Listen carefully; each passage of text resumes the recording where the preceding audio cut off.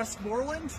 We are out here on this beautiful snowy day on Pony Express at the intersection by City Hall, and we have a new crosswalk feature that we'd like to show you.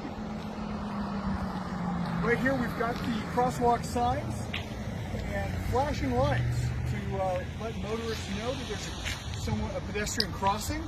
So what we'll do is we'll push the button and it will start the lights flashing to let everyone know that pedestrian is crossing, and the crosswalk is well marked and painted, so we can now proceed. The lights will continue to flash, so I'll look both ways. Lights will continue to flash. It will allow me time to pause here, have a little refuge in the middle. It's well marked, so I can now look to my right and see traffic coming, and I can pause to make sure that they see me, even though the lights continue to flash. So we'll cross.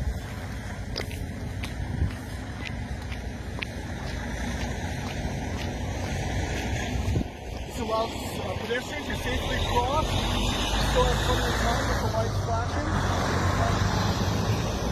And we hope that all of our pedestrians will have safer passage as they cross Pony Express. And hopefully it's not always snowing like it is today.